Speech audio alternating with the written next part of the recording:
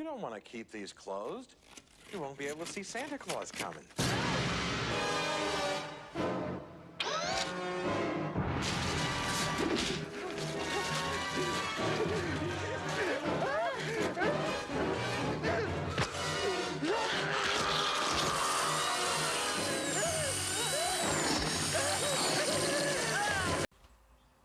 Hello guys, and welcome back to another video.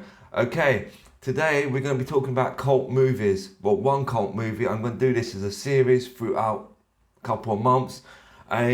What is a cult movie? Cult movie released, I don't know, 2000s, before, probably got very badly reviewed or wasn't that popular, but over time it's become popular with the public.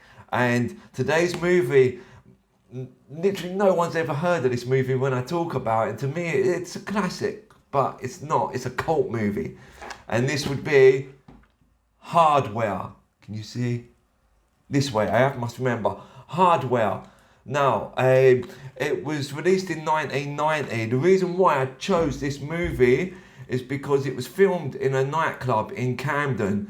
Now, if you go to Camden in London, not the USA, you'd actually probably have heard of a club called Camden Underworld.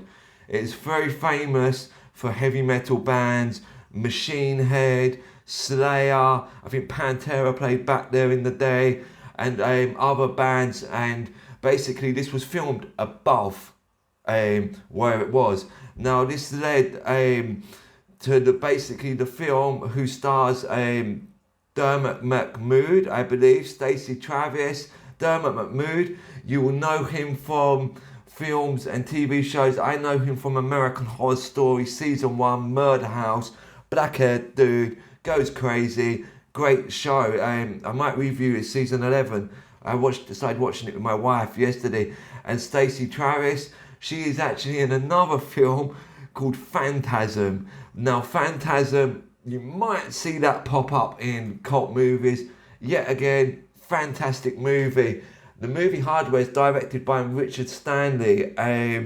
He went on to direct quite a few cult movies, so you're probably going to see his name come up in my videos as well quite often. He's a South African director, and he directed, the last one was Colour of Outer Space, Lovecraftian story, excellent film. But also, because of where Hardware was filmed, it also got Lemmy from Motorhead having a guest appearance, and also a voiceover from Iggy Pop. Two fantastic singers, bands, Motorhead, legendary. Okay, now, the story of Hardware. The story of Hardware is after a nuclear war, and a nomad actually discovers a skull and some, well, not a skull, it's like a robot skull, and some other parts of a robot, and he collects them and he takes them back to like a camp where they get bought off of him by Dermot McMood's character, and he actually gives them to his girlfriend Stacey, who makes sculptures, and he thought this would be good for her. But the actual robot skull is actually a Mark 13 android. Now the Mark 13 android is a self-repair robot, and it will use things around it to repair itself, but also its own exoskeleton that Nomad brought back. And over the course of the movie, she makes it into a sculpture, which is really cool. She puts, like, as you see in the picture, an American flag over the skull and spray paints it. But obviously the robot is still alive. Now, it rebuilds itself. It's got hypodermic syringes as fingers.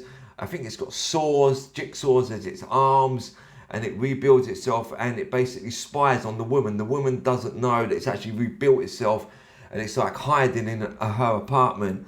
Apart from some pervert who is actually looking through binoculars at her from across the street, and he goes to her apartment basically to assault her.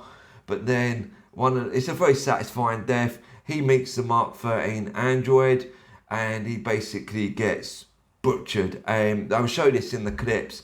It's a fantastic scene well done. It feels good that it's happening to a bad person. But then obviously the Mark 13's main objective is to bring down the population of the world because we are overpopulated after the nuclear war. So it kind of goes on a killing spree. And the thing is, I love this movie because it wasn't trying to copy Terminator. It was trying to do its own thing. But I believe this is also where it didn't work. I will go into another thing, which is a court case in a moment. It didn't sit well with the fans. They wanted a Terminator replica, but they got something different. And the whole film is then filmed in the apartment of this woman fighting the android, and her boyfriend who bought the android also fighting it. And I think it's a great movie. A cult movie wise, I would probably give it a 7.5 out of 10. Anything above 7 is still good.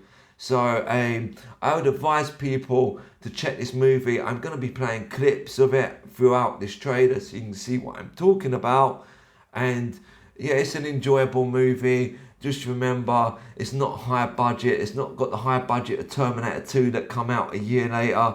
It was just filmed literally in one room above the Camden Underworld in Camden. And I would recommend you to check this movie out. I hope you enjoyed this video. Please like, subscribe, whatever. Add notifications. I've got other cult movies coming, more book reviews. I will be doing game reviews as well, just not as often as what I was, but there will be no live streams of me playing games. Thank you guys, have a great evening and goodbye.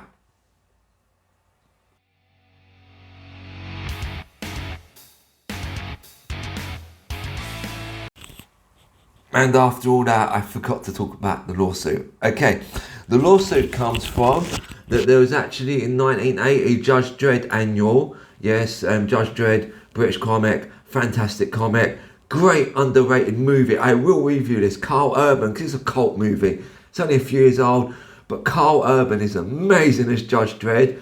This is a film I would recommend. But the lawsuit is that in 1980s Judge Dredd Annual is a short comic called SHOK. And this story basically told the same story that's told in Hardware. The lawsuit was successful. I don't know how much they were sued for, but this is probably why we never got a sequel to Hardware. And this is probably why people are not very aware of this movie. Guys, thank you. And there's your lawsuit. Have a great evening.